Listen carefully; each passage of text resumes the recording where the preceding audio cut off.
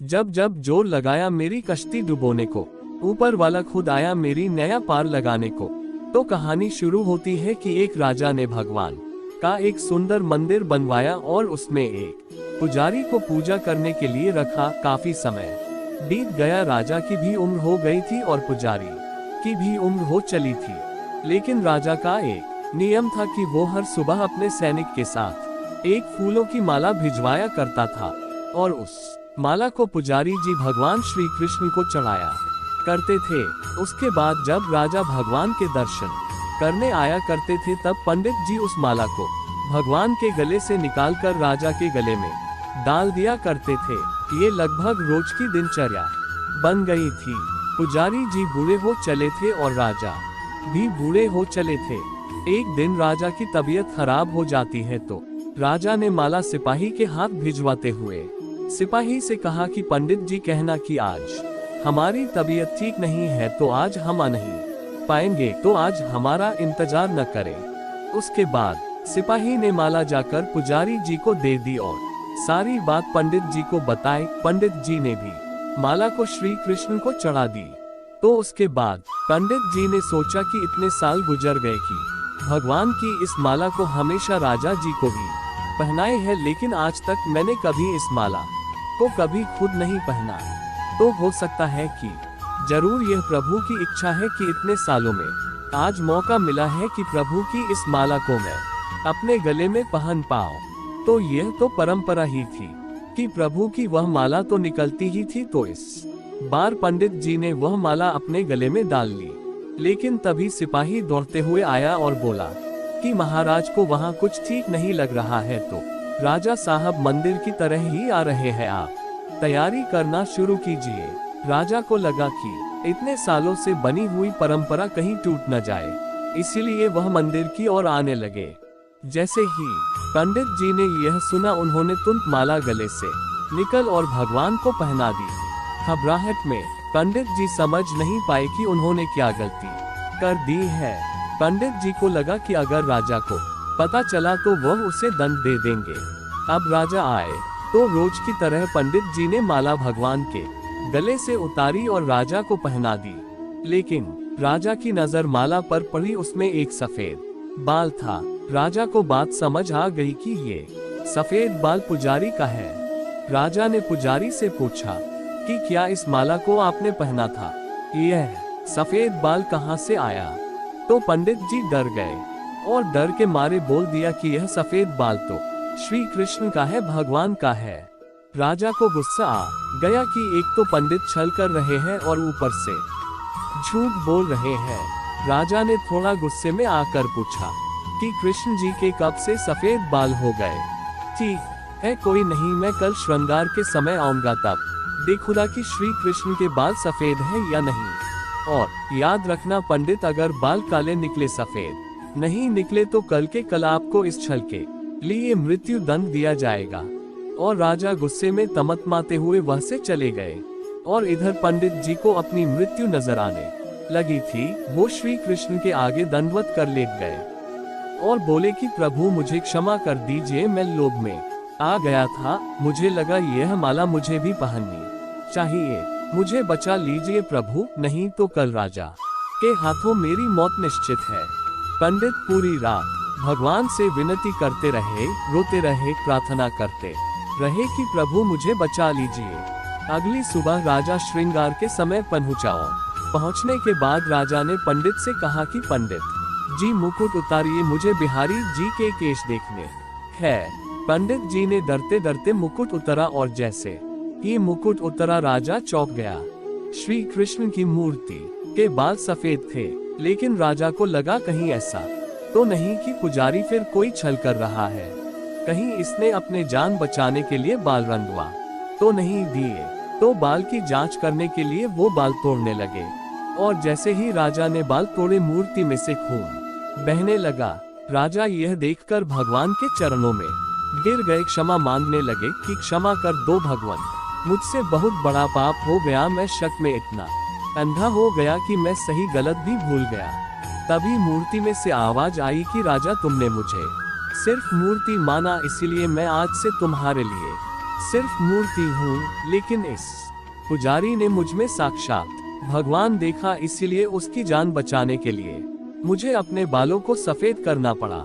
खून की धारा बहनी पड़ी ताकि तुम्हें समझा पाऊं। और उसके बाद राजा को अपनी गलती पर पछतावा हुआ, लेकिन अब कुछ नहीं हो सकता था। इसीलिए तो कहते हैं कि अगर मानो तो पत्थर में भी भगवान है, नहीं तो साक्षात आपके सामने भगवान आ भी जाए तब भी आप उनसे उनकी सत्यता मांगेंगे। अगर आप सच में भगवान को देखना चाहते हैं तो आपके सिर्फ भाव होने चाहिए। ऊपर वाले पर बिना किसी शर्त के विश्वास रखो और अपने कर्म को निरंतर करते रहो। ऊपर वाला आपको उसका फल अवश्य देगा। किसी दोस्त को कहते सुना था कि श्री कृष्ण ने तो महाभारत की लड़ाई में कोई अस्त्र या शस्त्र उठाया ही नहीं, उन्होंने सिर्फ अर्जुन के सारथी बनने की बात स्वीकारी थी और पूरे युद्ध में अपने उपदेश दिए थे। लेकिन क्या ये वाकई सही है? इस बात के पीछे दो तर्क दिए जाते हैं। सबकी शुरुआत तब होती है जब दुर्योधन भीष्म पितामह पर गुस्सा दिखा रहा था। वजह ये थी कि एक भी पांडव नहीं मरा था। दूसरी कहानी में किस्सा वही है, लेकिन भीष्म दुर्योधन से वादा करते हैं कि वो द्रौपदी को विधवा बना देंगे पांचों पांडवों को मारकर। जब कृष्ण को इस बात का पता चलता है तो वो द्रौपदी को भीष्म के पैर छूने को कहते हैं, बिना ये बताए कि वो कौन है।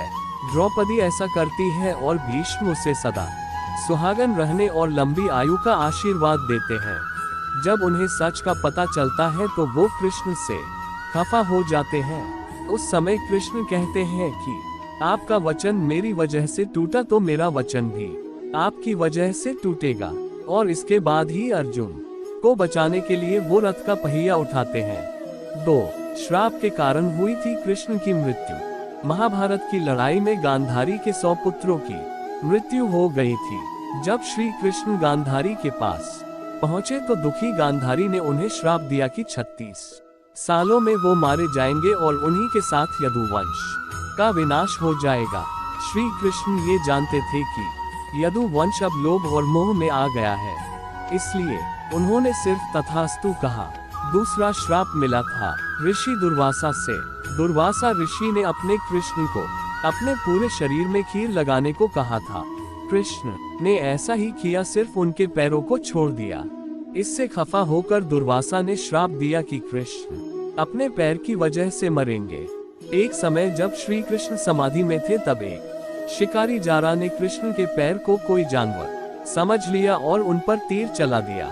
3 कृष्ण की 16,108 रानियां। ये सभी को पता था कि कृष्ण की 16,108 रानियां थीं और 80 बच्चे, लेकिन कृष्ण की सिर्फ 8 पटरानियां क्यों थीं? दरअसल रुक्मणी, सत्यभामा, जम्बावती, नागंजीती, कालिंदी, मित्रवृंदा, भद्रा और लक्ष्मणा ही कृष्ण की असली रानियां थीं।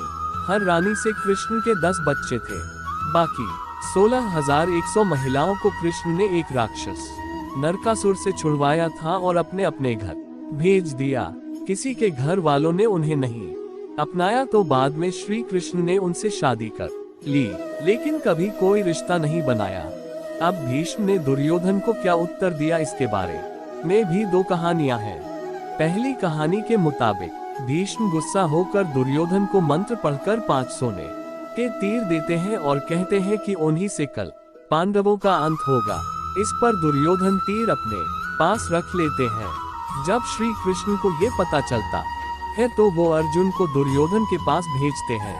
कथाओं में ये किस्सा मशहूर है कि अर्जुन ने दुर्योधन की जान बचाई थी और दुर्योधन ने अर्जुन को वचन दिया था कि वो उससे कुछ भी मांग सकता है।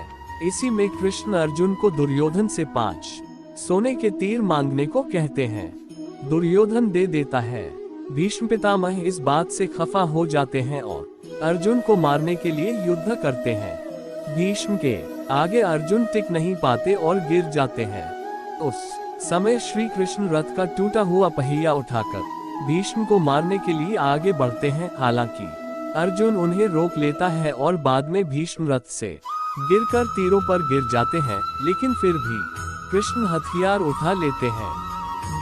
क्यों कृष्ण हो गए अपनी ही सेना के खिलाफ महाभारत के युद्ध से पहले दुर्योधन और अर्जुन दोनों ही कृष्ण के पास मदद मांगने गए थे।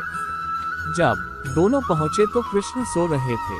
कृष्ण के सिर के पास दुर्योधन खड़े हो गए और पैरों के पास हाथ जोड़कर अर्जुन। जब कृष्ण की नींद खुली तो उन्होंने अर्जुन को देखा और उसका साथ देने की बात कही।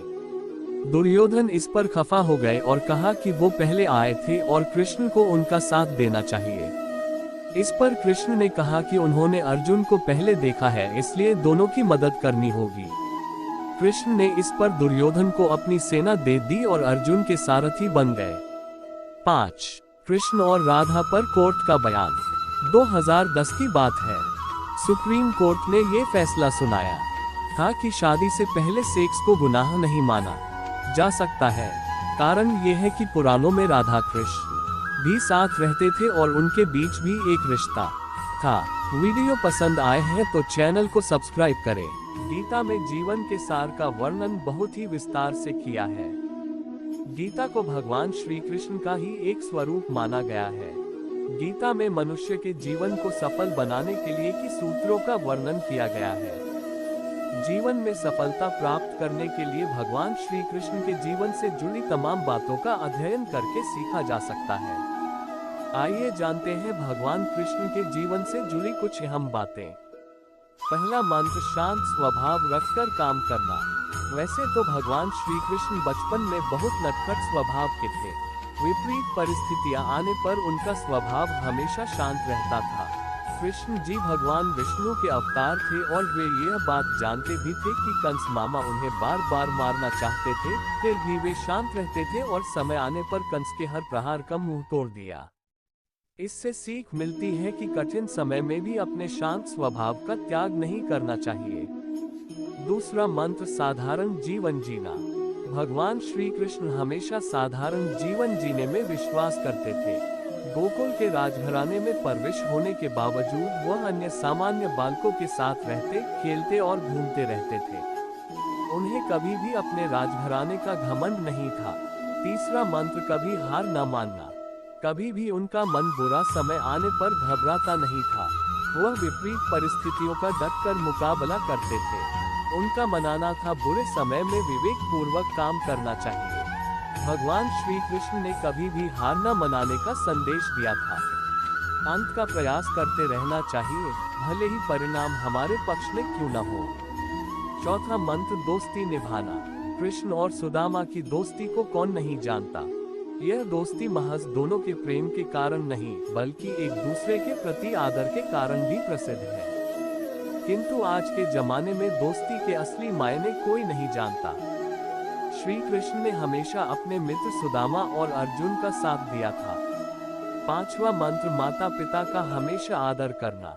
श्री कृष्ण को जन्म देवकी ने दिया था, लेकिन उनका पालन पोषण यशोदा और राजा नंद ने गोकुल में किया, यह जानते हुए कि उनके अपने माता पिता उनसे दूर है। श्री कृष्ण ने उन्हें दिल से प्रेम किया। उनका आदर और सम्मान करने में कोई कसर न छोड़ी। एक बार श्री कृष्ण ने भोजन के लिए बैठे थे, तभी अचानक अपने माँ से बोले, मुझे कुछ काम है, मैं अभी आता हूँ, बस कुछ ही समय में आता हूँ। माँ ने बोली, अभी तो तुझे भूख को लगी थी, अचानक तू कहाँ जा रहा है। भगवान श्री कृष्ण ने बोले, बस अभी आता हूँ। वो तुरंत गए और तुरंत आ भी गए। माँ ने पूछी, इतनी जल्दी कैसे आए। भगवान श्री कृष्ण ने बोले, मेरे एक भक्त को बहुत से लोग पत्थर से मार रहे थे और मार खाते हुए भी कह रहा था, तेरे रहते मुझे क्या फिक्र, क्योंकि जो मुझे मार रहे हैं उनमें भी तू है, जिसके सर से खून निकल रहा है उसमें भी तू है। हर जगह तेरा ही रूप है, फिर मुझे क्या फिक्र, तू जाने तेरा काम जाने। श्री कृष्ण ने माँ से आगे कहा, माँ मेरे प्रति ऐसा समर्पण देखकर मुझे रहा नहीं गया। मैं खुद को रोक नहीं पाया, मुझे उसकी मदद के लिए जाना पड़ा। माँ ने पूछा, फिर तू इतना जल्दी कैसे आ गया। श्री कृष्ण ने बोले, मेरे पहुंचने से पहले उसने भी पत्थर उठा लिया था और अब वो लोगों को वापस मार रहा है। जब उसने परिस्थिति अपने हाथ में ले ली है, फिर मेरा वहाँ क्या काम, इसीलिए मैं वापस आ गया। कहानी से सीख, अपने जीवन में सच्चाई के साथ लगातार मेहनत करते हैं और पूरी जिम्मेदारी भगवान पर छोड़ दे कि अब तू जान, तेरा काम जाने, तुझे जो देना होगा दे देना। मैं केवल अपने लक्ष्य को पाने के लिए मेहनत करता रहूंगा और यकीन मानो जो व्यक्ति मेहनत करने के बाद ईमानदार रहने के बाद सब कुछ भगवान पर छोड़ देता है उसकी मदद करने तो भगवान खुद आते हैं। अब कुछ लोग सोचेंगे कि अगली बार कोई मारे तो भगवान का आने का इंतजार करेंगे, न कि खुद कोई एक्शन लेंगे। लेकिन कहानी का यह मतलब बिल्कुल नहीं है। इस कहानी का यह अर्थ है कि मेहनत करते रहो, सच्चे रहो और बाकी सब भगवान पर छोड़ दो।